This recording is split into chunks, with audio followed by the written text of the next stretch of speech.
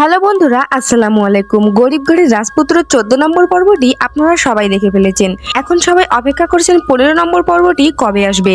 আজকের ভিডিওতে আমি আপনাদের জানিয়ে দিব 15 নম্বর পর্বটি কবে আসবে, তাই ভিডিওটি কেউ স্কিপ না করে শেষ পর্যন্ত দেখতে থাকুন। মেঘলা জানতে পারে যে সে জন্মগতভাবে গরিব ছিল না।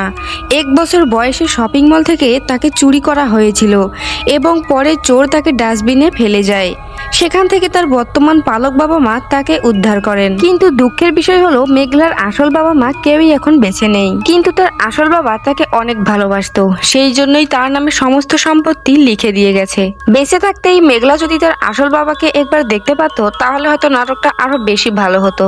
এদিকে মেঘলার পালক বাবা মা তাকে এতটাই আদর দিয়ে বড় করেছেন যে মেঘলাকে কখনো বুঝতেই দেয়নি যে তারা তার আসল বাবা মা নয়। এখান থেকেই বোঝা যায় জন্ম দিলেই কেবল সত্যিকারের বাবা মা হওয়া যায় না, জন্ম না দিয়েও প্রতিটা বিপদে আপদে পাশে থেকে মা বাবার থেকে বড় কিছু করা যায়।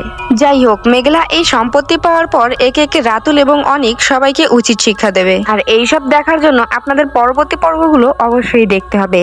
আর পরবর্তী 15 নম্বর পর্বটি আসবে শনিবার দুপুর 12টায় কারু হিম ইউটিউব চ্যানেলে। তো বন্ধুরা, ভিডিওটি ভালো লাগলে ভিডিওতে একটি লাইক দিয়ে চ্যানেলটি সাবস্ক্রাইব করে দিন। ধন্যবাদ সবাইকে।